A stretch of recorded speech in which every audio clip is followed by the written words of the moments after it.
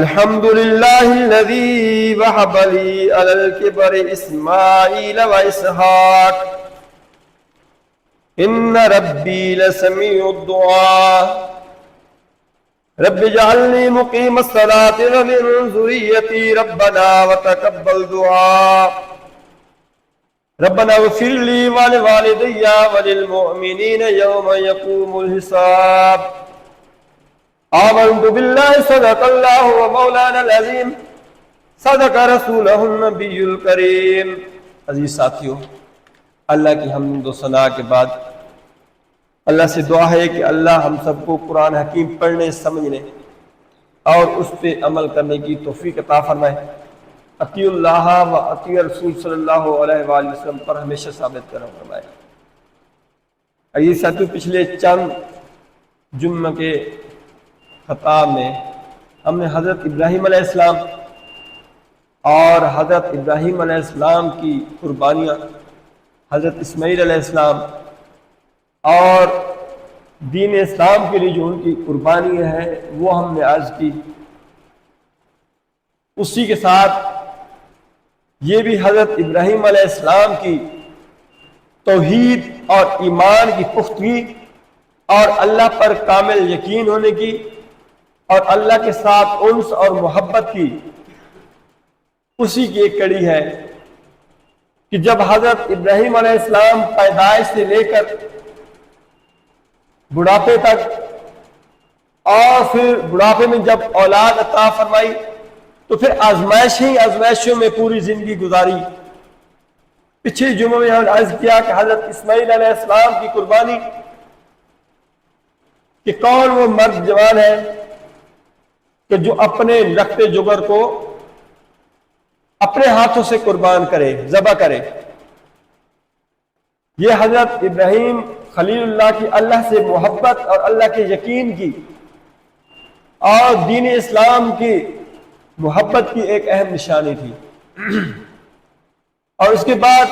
جو حضرت ابراہیم علیہ السلام نے دعا فرمائی، یہ سب ان کو چھوڑ کر گئے تھے مکہ مکرمہ میں بے آب و گیا، جہاں کوئی نہ بندہ تھا نہ کوئی بندے کی ذات تھی، تو پھر اس وقت دعا فرمائی کہ یا اللہ، میں اپنی ذریات میں سے، اپنی اولاد میں سے کچھ اپنی اولاد کو یہاں آپ کے سپرد کرتا ہوں، تو میرا مالک اپنے لوگوں کے دل ان کی طرف پھیر دے۔ اور اس دعا کا نتیجہ اثر ہم سب کے سامنے ہے کہ وہ عرب کہ جہاں پر کوئی فصل نہیں ہوتا ہے، ریگستان ہی ریگستان ہے، وہاں پر اللہ جل شانہ کی حکمت، حضرت ابراہیم علیہ السلام کی دعا کہ آج دیکھیں گے وہاں پر دنیا کا، یورپ سے، ایشیا سے، تمام ممالک سے وہاں پر جو رحمت برستی ہے،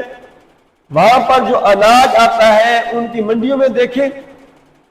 جو خود ملک اگا رہا ہے ان کے پاس وہ نہیں ہوتی ہے، لیکن عرب ممالک میں وہاں پر مکہ مکرمہ میں وہ چیزیں وہاں پر موجود ہوتی ہیں۔ اور دوسری بڑی اہم بات آپ سب شروع سے سنتے آ رہے ہیں کہ جو پیارے نبی صلی اللہ علیہ وآلہ وسلم کی دعا مبارکہ کہ وہاں پر طائف ہے، وادی طائف، اور وادی طائف کے اندر جس وقت آپ صلی اللہ علیہ وآلہ وسلم تبلیغ کے لیے گئے تو آپ صلی اللہ علیہ وسلم پہ جو ہوا وہ آپ کتابوں میں پڑھتے ہیں کہ آپ صلی اللہ علیہ وسلم کے پیچھے شریر بچوں کو لگا دیا گیا اور آپ صلی اللہ علیہ وآلہ وسلم کو لہو لہان کر دیا گیا۔ اس کے باوجود آپ صلی اللہ علیہ وسلم کی زبان مبارک سے بد دعا نہیں نکلی، حالانکہ پہاڑوں کے فرشتے آپ صلی اللہ علیہ وسلم کے پاس حاضر ہوئے کہ اے محمد صلی اللہ علیہ وسلم، آپ ان کو حکم دیں کہ یہ اس پہاڑی کو الٹا کر دیں، لیکن اللہ جل شانہ کے پیارے حبیب صلی اللہ علیہ وآلہ وسلم نے بد دعا نہیں دی اور یہ کہا کہ ہو سکتا ہے کہ ان کی آل اولاد میں سے کوئی مجھ پر ایمان لانے والا آ جائے۔ بڑے قابل غور بات ہے کہ وہی طائف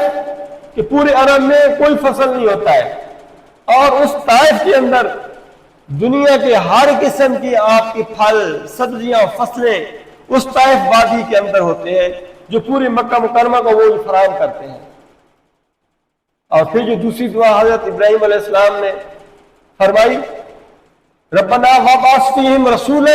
منہم یتلو علیہم آیاتک ویعلمہم الکتاب والحکمہ،